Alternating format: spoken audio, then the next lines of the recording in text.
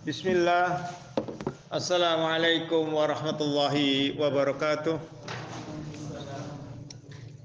Innal hamdalillah nahmaduhu wa nasta'inu wa nastaghfiruh wa na'udzu billahi min sururi anfusina wa min sayyiati a'malina. May yahdihillah fala mudhillalah wa may yudlil fala hadiyalah. Asyhadu an la ilaha illallah wahdahu la syarikalah wa asyhadu anna Muhammadan abduhu wa rasuluhu allazi la nabiyya ba'da. Allahumma salli wa sallim wa barik ala nabiyyina Muhammad wa alihi wa sahbihi wa man tabi'al huda ila yaumil qiyamah. Ma'asyiral muslimina wa zumratal mu'minina rahimakumullah, usini wa iyyakum bitaqwallah faqad fazal muttaqun. Ya ayyuhalladzina amanu taqullaha haqqa tuqatih wa la tamutunna illa wa antum muslimun. Qala Allah ta'ala fi kitabil karim, ya ayyuhalladzina amanu taqullaha haqqa tuqatih wala tamutunna illa wa antum muslimun. Ya ayyuhalladzina amanu taqullaha wa qulu qawlan sadida yuslih lakum a'malakum wa yaghfir lakum dzunubakum wa may yuti'illaha wa rasulahu faqad faza fawzan azima. Amma ba'du, fa inna ahsanil kalam kalamullah wa khairal huda huda Muhammadin sallallahu alaihi wasallam wa syarrul umuri muhdatsatuha wa kullu muhdatsatin bid'ah wa kullu bid'atin dhalalah wa kullu dhalalatin finnar. Allahu akbar, Allahu akbar, Allahu akbar. La ilaha illallah wallahu akbar. Allahu akbar walillahil hamd. Allahu akbar, Allahu akbar, Allahu akbar. La ilaha illallah wallahu akbar. Allahu akbar walillahil hamd.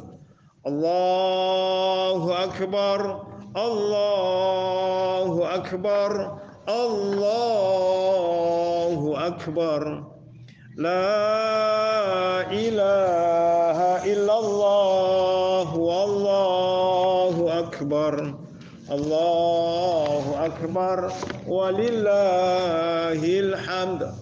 Alhamdulillah wa syukurillah wa ni'matillah.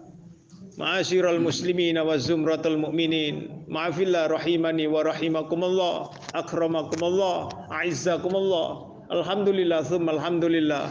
Allah jumpakan kita ya lagi pada sebuah kajian. Hari ini tentang apa yang sesi pertama?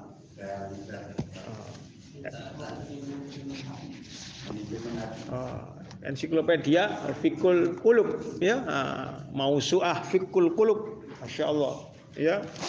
Apalagi ini 10 hari pertama ya di bulan Zulhijjah, Masya Allah ya.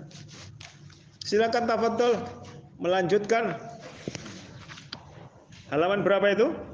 Halaman 1 masih 1 ya. Namun barang siapa yang angkuh dan sombong terhadap kebenaran atau tersesat dari jalan kebenaran, maka dia berada di dalam kegelapan di dunia dan akhirat. Sehingga bagaimana mungkin dia dapat melihat jalan kebenaran tanpa adanya petunjuk? Dia pun akan selalu tenggelam di dalam kegelapan dan melakukan banyak kemaksiatan dan keburukan, yang karenanya dia akan tersiksa di dalam neraka jahanam.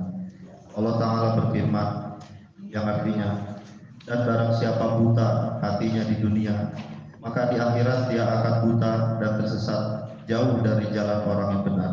Quran Surat Al-Isra ayat 72. Orang tersebut akan berjalan menuju neraka dan mendapatkan hasil dari apa yang dahulu pernah dia kerjakan. Allah Ta'ala berfirman yang artinya, dan barang siapa mendurhakai Allah dan Rasulnya dan melanggar batas-batas hukumnya, niscaya Allah memasukkannya ke dalam api neraka. Dia kekal di dalamnya dan dia akan mendapat azab yang menghinakan. Quran Surat An-Nisa ayat 14. Perhatikan lagi, tadi dikatakan di situ pada halaman 1 adalah sombong, angkuh. Hadis Muslim, apa yang disebut sombong? Menolak kebenaran, meremehkan orang lain. Ya, itu sombong. Jadi intinya adalah yang disebut sombong itu adalah menolak kebenaran. Ketika disampaikan kebenaran, saya dan Anda tidak mau.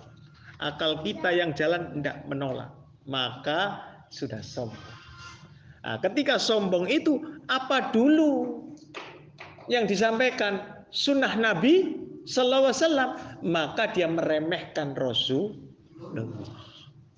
Yang disampaikan firman Allah, maka dia meremehkan Allah.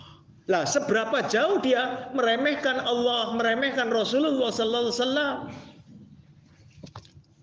Nah, inilah yang menyebabkan akidah kita ya rusaknya di situ. Lalu kemudian di sini pada An-Nisa surat 4 ayat 14, niscaya Allah memasukkan ke dalam api neraka, dia kekal di dalamnya. Kekal itu kalau sudah disebut kekal bagaimana? Bisa kafir, bisa tadi. Kalau masih ada iman dalam kurun waktu yang panjang baru diangkat. Ya dah? Tetapi kalau sudah tidak punya iman alias kafir, maka ia selama-lamanya. Padahal karena apa? Melanggar batas. Melanggar batas. Nah, inilah yang saya dan Anda harus belajar agar saya dan Anda untuk menghindar yang makruh. Menghindar yang subhat. Belajar karena itu tapal batas. Kalau sudah berada di situ, saya dan Anda harus berhati-hati. Karena salah melangkah, sudah, ya dosa. Nggih. Dalam kehidupan sekarang kan semua sepertinya di tapal batas semua. Artinya malah kemungkinan besarnya melanggar. Iya. Ya kalau bisa dibilang hampir semuanya kan susah mencari yang saat ini ya. Sebenarnya tidak susah. Ya, tidak susah sebenarnya ya. Hanya saja kita ini resah gelisah pada keduniawian. Terus terang. Ketika katakanlah kemarin saya tidak pegang HP gitu ya. Saya resah gelisah saya waktu itu, dunia saya adalah saya tidak bisa kemana-mana. Karena kalau ke Jakarta naik bis Damri harus pakai itu yang ada logonya itu. Kiris, ya. Saya tidak punya. Ya dah. Saya sudah mau lepas itu semuanya. Tidak nonton, tidak mau, tidak pegang HP, tidak apa-apa. Ya, itu diantaranya susah sekali. Padahal saya ingin kemana-mana. Ya, kemudian apa? Tidak ada lagi yang menghubungi saya di dalam WA untuk order segala macam. Angel bah, ya dah. Ya, ini ketika itulah kemudian terpaksa saya harus pakai lagi. Dicoret lagi, ya dah. Dihapus lagi, pasang lagi, coret lagi. Ya wes. Ikhwani fillah. Hadis menerangkan bahwa kelak jika semuanya sudah riba, maka orang yang terhindar dari dia kena debu-debunya riba. Ya, diantaranya kita sekarang ini online semuanya sudah kena riba. Ya, akhirnya nanti pasar juga tutup. Semuanya online. Ya, semuanya online. Dan online perlu diketahui hak khiyar tidak ada. Bagaimana bisa mengetahui cacat tidaknya benda itu wong dipegang tidak? Hak khiyarnya tidak ada. Sehingga termasuk anak saya, istri saya sekalipun, kalau beli sesuatu kemudian tidak sesuai, ya akhirnya dikasihkan orang. Kasihkan orang. Haram. Tetap haram. Karena kepuasan khiyar itu wajib hukumnya. Iya, itu wajib. Wajib hukumnya. Khiyar itu wajib. Tapi sekarang seperti misalkan di Saudi sendiri banyak kan fixed price, Pak.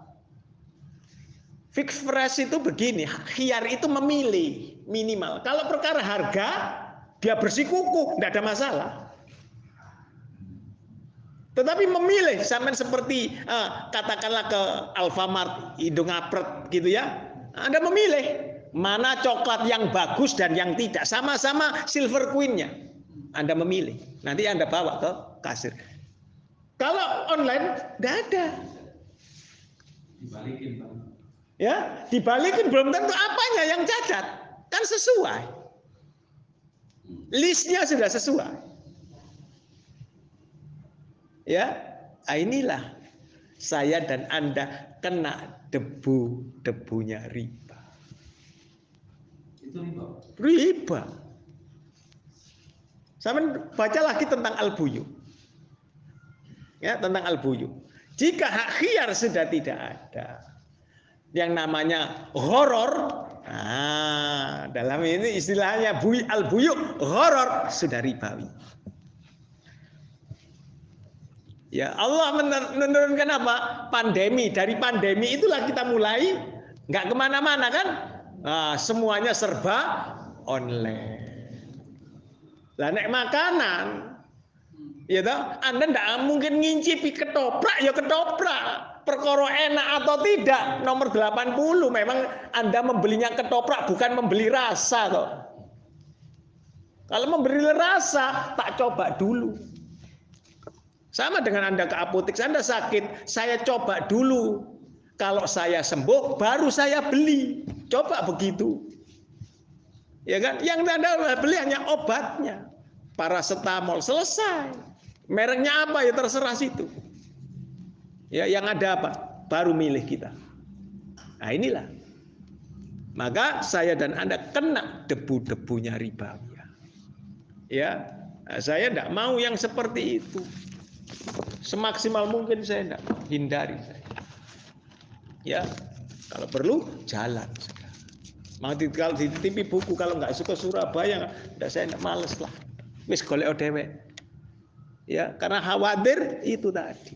Walaupun di Tokopedia banyak. Tokopedia banyak. Mau bayar Indomaret sama Alfamart sudah siap kok. Walaupun tidak punya apa-apa, ya kan? Ada nomornya selesai. Nah inilah diantaranya, bahwa saya dan Anda kena hukuman ini. Yang dikhawatirin ini loh ya, Allah memasukkan ke dalam neraka itu tadi, kekal di dalamnya, dan azab yang menghinakan. Nauzubillah summa nauzubillah. Ya, ada pertanyaan? Ayo, jadi manusia berbeda-beda. Nggih, monggo. Nggih. Misalkan kita mau makan atau gitu ya. Kita pesan tuh. Terus kita makan dulu tuh belum kita bayar tuh. Itu hukumnya gimana? Boleh. Asal sampean bayar. Nek menurut Imam Syafi'i tidak boleh, bayar dahulu. Imam Syafi'i. Imam Ahmad boleh. Yang terpenting Anda tadi separuh loh saya. Padahal sampean beli satu. Tapi ngakunya separuh. Ya toh? Darmaji juga begitu. Dari 5 ngaku siji kan sama. Ya, itu. Tertinggal keropok saja balik.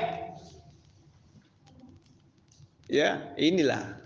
Kita enggak, waduh kejauhan. Keropok saja paling 1.000, 2.000. Enggak boleh, haram. Ya, haram. Nah, ini. Mengambil mazhab dicampur-campur gitu Apa?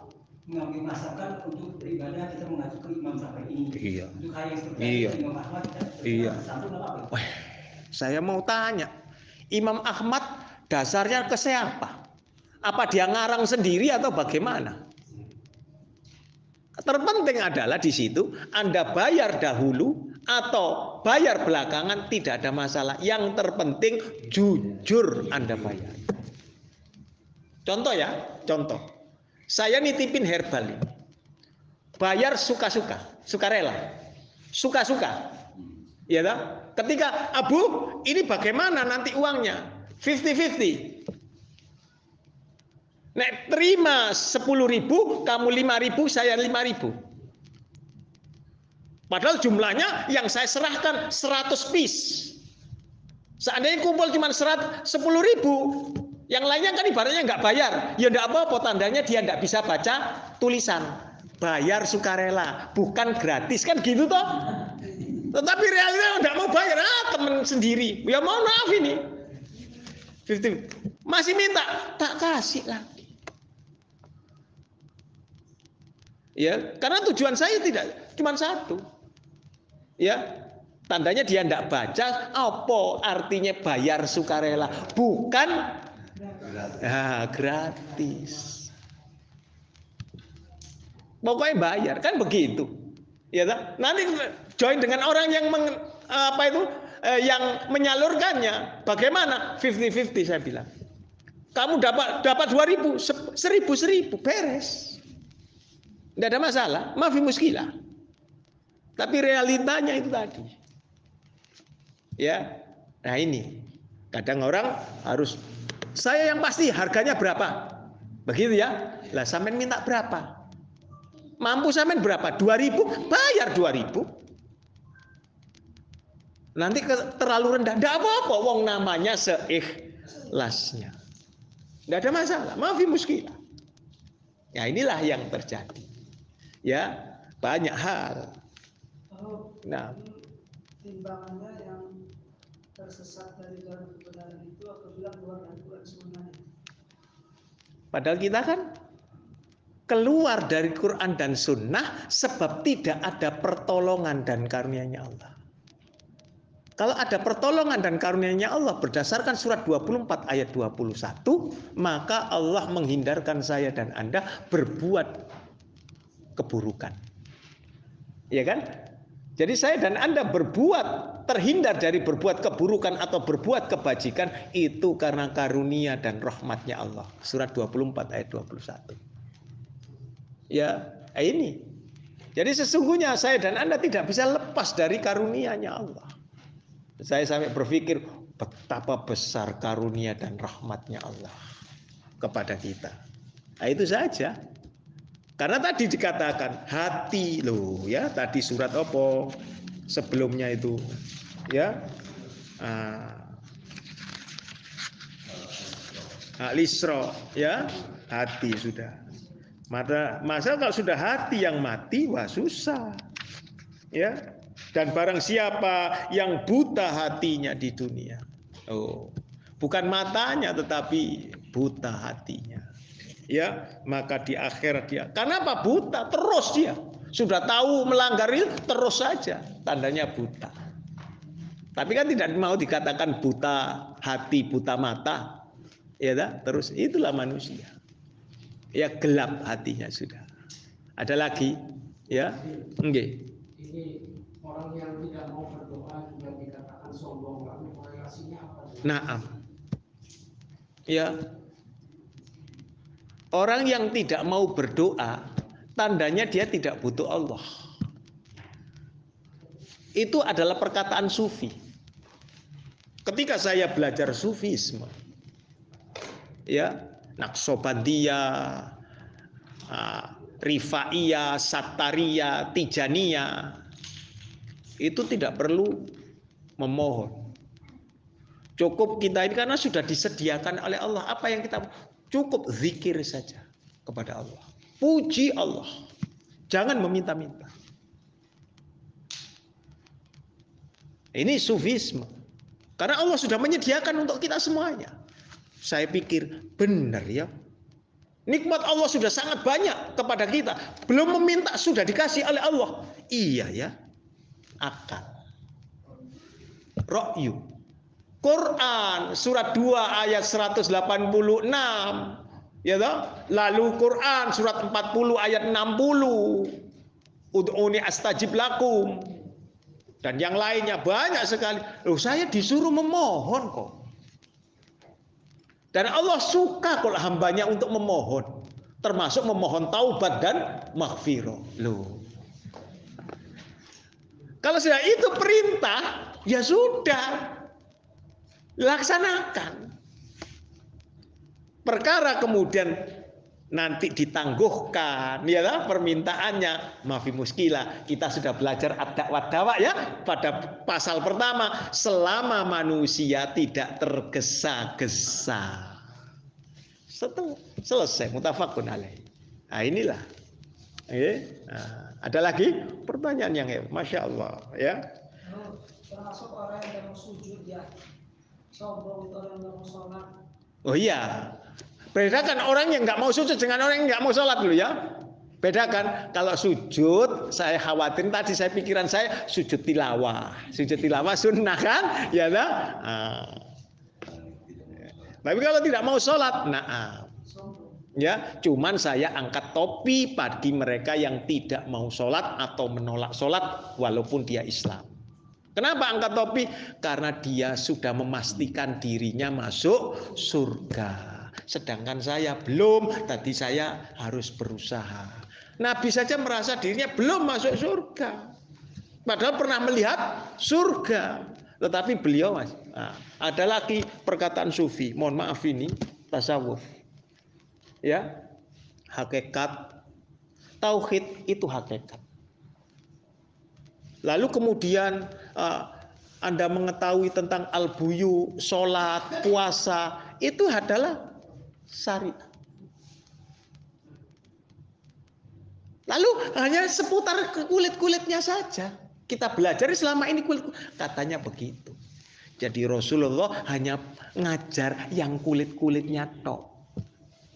Mereka yang merasa ma'rifatullah melebihi Rasulullah Sallallahu Alaihi Wasallam, orang masih sudah kemana ini? Dulu saya begitu. Sampai lihat di YouTube sekarang, sampai sekarang. Ini apa itu pengajian kelas tinggi, karena tidak belajar kulit saja. Diibaratkan Islam itu iman, Islam, ihsan itu seperti buah. Iman itu kulitnya. Ya dah, Islam dalemannya. Ya dah. Lalu apa? Ihsan, bijinya. Seperti buah. Padahal Nabi tidak pernah seperti begitu mengibaratkannya. Akal kita yang, jalan kita yang nggak paham. Oh, nggih, mantu. Ibrohnya bukan kepada Nabi, tetapi ibrohnya kepada akal pikiran. Nah, inilah yang banyak terjadi. Ada lagi? Ya, ayo terus jadi manusia. Jadi manusia berbeda-beda. Perbedaan yang paling besar adalah pada keinginan dan syahwat mereka, pada amal perbuatan dan maksud tujuan mereka, pada pahala dan hukuman yang mereka akan dapatkan. Itu semua sesuai dengan keilmuan dan kejahilan mereka, dan sesuai dengan keimanan dan kekufuran mereka. Itu branding, keilmuan dan kejahilan. Punya ilmu tapi jahil. Artinya saya sudah tahu dalilnya, tetapi saya tetap melanggar. Karena tadi setaniyah kan. Nah, tetapi itu tadi kita tidak bisa mengatakan kamu kafir karena kamu sudah tahu ilmunya, tahu hukum, tetapi kamu masih melanggar. Oh, namanya setan menggoda. Makanya tidak bisa saya dan Anda dikatakan kafir karena iman itu urusan kita dengan Allah. Ada seseorang habis berbuat, padahal imannya tinggi, habis berbuat, kemudian dia meminta ampun kepada Allah. Berbuat lagi meminta ampun, Allah terbuka. Dikatakan itu adalah dusta, kata ulama begitu. Itu urusan hamba itu dengan Allah. Itu saja. Ya, karena manusia tadi satu yang membangun, 1000 yang membongkar. Selesai sudah. Ya. Makanya perkara hati ini saya tidak menyalahkan kalau lama, karena memang hati ini susah. Main perasaan. Saya untuk menghajar anak saya saja, saya pakai perasaan. Bagaimanapun juga kan anak saya. Kembali kepada surat Al-Mujadilah ayat 22. Astaghfirullahaladzim. Tapi anak saya itu, yang saya hajar itu anak saya. Ya, yang saya putuskan hubungan ini anak saya. Bagaimana bisa? Saudara saya, bagaimana bisa? Tadi dalam rangka mentadbir, memberi peringatan itu tadi. Ini dosa manakala saya tidak mengerjakan itu. Karena apa? Surat 9 ayat 24. Ya, surat Mujadilah ayat 22 itu tadi. Mumtahana ayat 1. Nah, ini beratnya di situ. Tapi bagaimanapun juga itu anak saya. Nah, itu. Sehingga mohon maaf sekali ketika saya ke Lampung, anak saya pakaiannya ya kerudungan tetapi pakai celanaan gitu ya. Papa nggak ikut. Kenapa, Pak? Tadi Papa yang enggak lah, kayaknya Papa capek. Ya nggak ngomong. Terus katanya istri saya, iya kamu pakai celana. Halah ribet amat, kalau Papa nggak mau ikut ya sudah, nggak ikut saya. Ya nggak ikut. Silakan kalau mau. Papa nanti pesan apa? Tak belikan. Sambil ketus begitu. Enggak putus saya. Gampang nanti ada sate lewat. Bisa Papa jalan. Ngapain susah-susah? Tetap tinggal di rumah anak, tetap. Ya, tapi hati menolak. Nah, itu ibaratnya demikian. Ya. Berani enggak saya dan Anda seperti itu? Itu yang harus saya. Berat kan? Berat. Karena nasihat ini terus. Sampai kapan? Sudah dewasa aku, Pak. Benar. Sudah dewasa. Kamu sudah punya suami, kamu sudah punya istri, sudah dewasa. Tapi Papa ini, mamamu masih hayat. Berkepentingan kami menasihatkan. Kecuali kami satu tidak akan menasihatimu lagi selamanya. Kalau kami sudah purna alias mate. Selesai. Kau boleh bebas.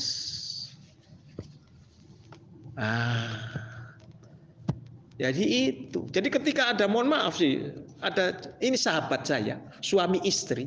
Dia cerita kepada saya, anak saya begitu saya tahu kajian di At-Taubah tentang riba dulu, ya. Ketika anak saya ini mengambil apartemen, saya larang total. Jangan kamu panggil ibu kalau kamu mengambil. Sampai sebegitu. Saya cuma diam. Kenapa? Saya hanya berdoa, bisakah saya seperti itu terhadap anak saya. Saya yang ngajar, bisakah? Saya hanya memuji sahabat saya, teman saya dengan doa saja. Tapi tidak ngomong, saya tak doakan loh, asli tak doakan sampai. Tidak begitu. Ya, itulah. Kita kan bangga, anak saya ambil apartemen, ya kan? Bangga kita. Kemana-mana. Selama caramu beda, enggak. Inilah dalam rangka menghajar. Ya, sahabat saya ngaji di saya di PCI. Alhamdulillah berangkat tahun ini haji. Dia yang cerita, saya mendengar kajian. Ya, walaupun engkau belum punya rumah, sudah wajib haji jika engkau mampu. Dia berangkat haji dengan plus, padahal belum punya rumah. Tapi dia minimal sekali, walaupun itu umroh, dia berangkatkan dahulu ibu dan bapaknya untuk umroh. Dia belakangan, dia langsung haji. Saya bilang, ya benar. Tapi jawaban orang-orang sekitar, ya kan? Keluarga seperti ini, ya biarno. Memang minta kamu makan ke sana, ya tidak. Nah sudah selesai. Allah pentingkan. Diganti oleh Allah. Saya bilang begitu. Ya, inilah kolbu. Ya, namanya mampu di mana-mana punya rumah dulu, ya dah, mampunya beda ini kalau gitu sudah. Habis rumah apa? Ya mobil, Terus apa? Terus kapan ibadahnya?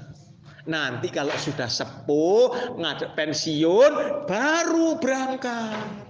Nek sempat pensiun. Kalau enggak, maka hadis menerangkan. Sampai nanti buka Ahmad, ya, sampai buka tentang haji. Seseorang yang diberi kelapangan tidak mau datang ke rumah Allah untuk haji atau umroh, silakan, kata Umar ibnu Khattab, matinya dalam keadaan Majusi, Nasrani atau Yahudi dia pilih. Terserah, punya kemampuan tetapi menolak itu. Kalau kita kan enggak, itu ria, belum punya apa-apa kok umroh, haji. Loh, itu kan hanya ingin dipuji saja supaya bisa tahu sana. Tandanya dukun orang itu, karena dia tahu isi hati seseorang. Ini ada pertanyaan, ya. Ayo kemudian, seandainya Allah Ta'ala berkehendak. Seandainya Allah Ta'ala berkehendak, maka pastilah Dia akan menjadikan seluruh manusia umat yang bersatu di atas kebenaran dan petunjuk. Karena kehendak Allah Ta'ala adalah mutlak, dan tidak ada sesuatu pun di langit dan bumi yang dapat melemahkannya. Akan tetapi hikmah Allah Ta'ala telah memutuskan bahwa para makhluknya akan tetap saling berselisih dan mengikuti jalan-jalan yang mengantarkan mereka menuju neraka. Masing-masing dari mereka mengira bahwa kebenaran ada pada apa yang mereka katakan dan kerjakan, sedangkan kesesatan ada pada perkataan selain mereka, kecuali orang-orang yang Allah Ta'ala rahmati. Mereka itulah orang-orang yang telah Allah Ta'ala berikan petunjuk untuk mengetahui kebenaran, mengamalkannya, berinfak di jalannya, dan mendakwahkannya. Mereka itulah orang-orang yang selamat, sedangkan yang lainnya adalah orang-orang yang binasa. Orang-orang yang mengerjakan keburukan tetapi merasa terpimpin, itu adalah di dalam surat 43, ya kan? Ayatnya 36-37. Lalu surat 18 ayatnya 103 dan 104. Sampai di sini dahulu aqulu qouli hadza wastaghfiru li wa lakum. Assalamualaikum warahmatullahi wabarakatuh.